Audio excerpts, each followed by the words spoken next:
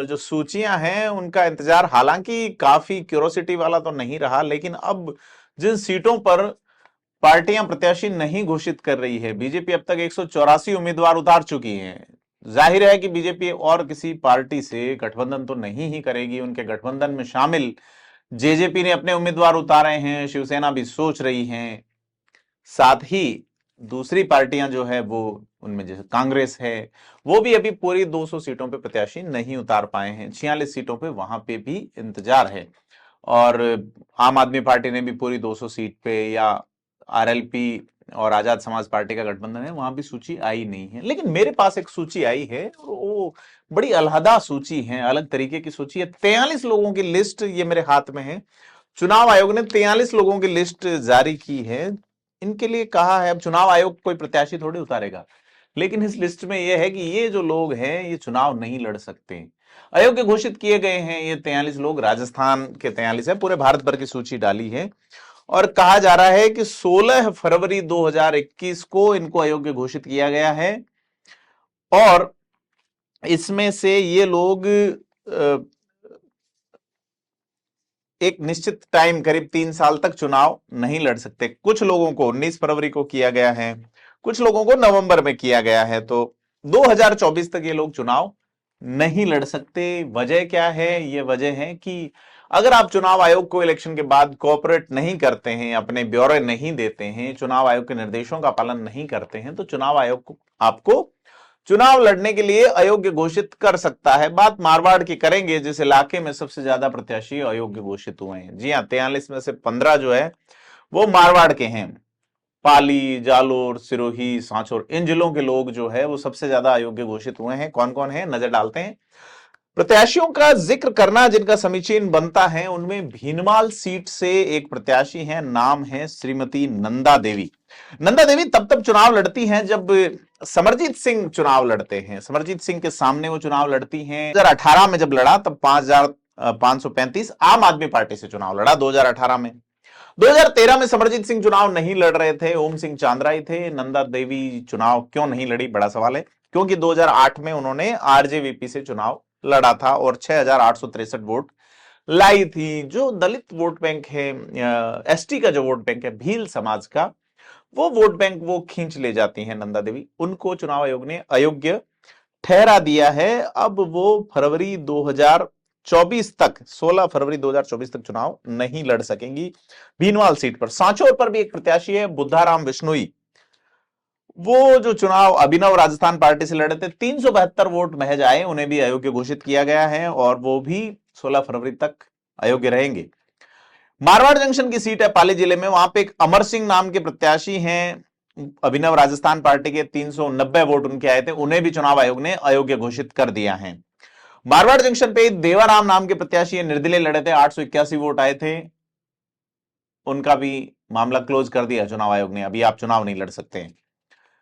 और मोहम्मद अली हैं पाली सीट पे, दलित क्रांति दल से चुनाव लड़े थे। उन्हें लगता था कि मुस्लिम वोट बैंक उनकी ओर से आएगा, लेकिन उनके साथ ये हुआ कि चुनाव आयोग ने उनको कहा, भाई आप पिछली बार 383 वोट लाए थे, इस बार आप चुनाव मत लड़िए। क्यों? क्योंकि आप कायदों का पालन नहीं करते हैं। जैतारण सीट है, वहां से लाडू सिंह चुनाव लड़े थे। वैसे रहने वाले लाडू सिंह माली गली बांकली सुमेरपुर के हैं, पाली जिले के, लेकिन जैतारण में जाके चुनाव लड़े थे। 265 वोट आए। भारतीय युवा शक्ति नाम की पार्टी है और उससे उनकी जमानत जब्त हुई और चुनाव आयोग ने कंप्लीट उनकी जब्ती कर दी है कि फिलहाल आप चुनाव नहीं लड़ सकेंगे। और जो दूसरी जो लिस्ट है उसमें ये लोग जो 12 नवंबर 2024 तक के लिए अयोग्य घोषित किए गए हैं, उसमें सोजत सीट पे अंबालाल हैं, जिनके बीवीपी यानी भारत विकास पार्टी से 859 वोट आए थे। जगदीश हैं सोजत से, जिनको 367 वोट मिले थे। जीत राम है सोजत सीट से, जिनसे 322 वोट मिले थे निर्दलीय। सुमेरपुर से शंकर सिंह हैं, शंकर सिंह भी अयोग्य घोषित किए गए। भारत वाहिनी पार्टी के 176 वोट महज आए थे।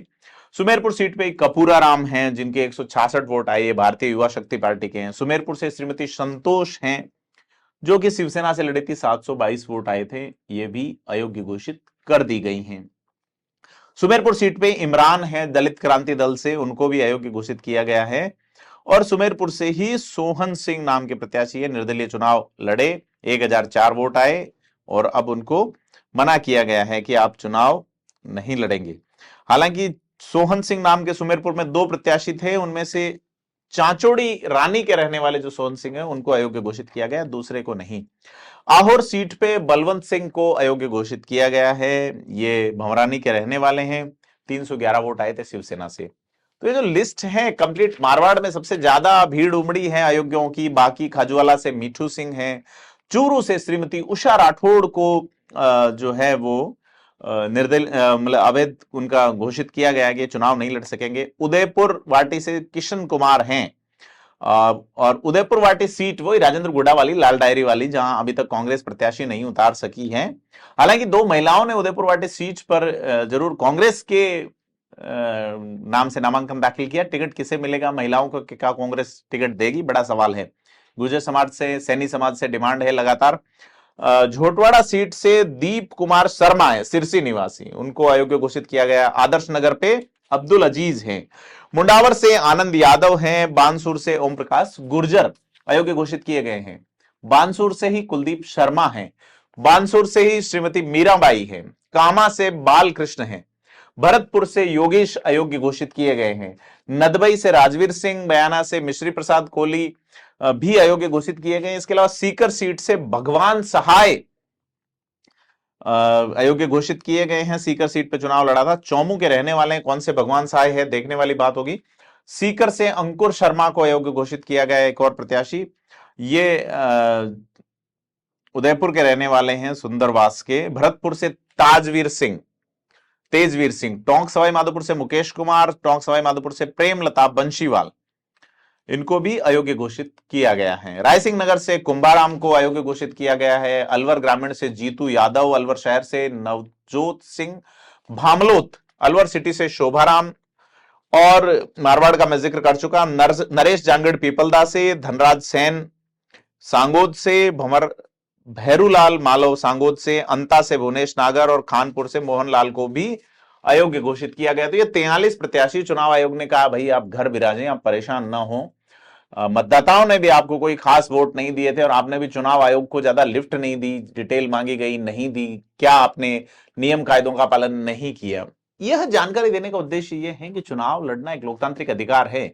बड़ी संख्या में लोग नामांकन दाखिल करते हैं, चुनाव के रण क्षेत्र में कूदते हैं, लेकिन इस तरह से कायदों का पालन नहीं करते तो फिर अयोग्य हो जाते हैं। इस बार भी कई लोग कायदों का पालन नहीं करेंगे, लेकिन देश कायदों से चलता है, व्यवस्था कानून से चलती है, संवैधानिक व्यवस्थाओं का पालन जरूरी है। और जिस तरह से ये लोग डिस्क्वालीफाई हो गए हैं, ऐसे में परिहास का पात्र भी बन रहे हैं। जैसे मैंने आपको बताया कि नंदा देवी बड़ा सीरियस चुनाव लड़ती रही हैं, फिलहाल वो बीजेपी में हैं, बीजेपी के नेता हैं, उनके कई बड़े बड़े नेताओं के साथ फोटो आ रहे हैं, लेकिन उन्हें अयोग्य घोषित किया गया। तो राजनीतिक करियर पे एक प्रश्न चिन्ह सा लगता है।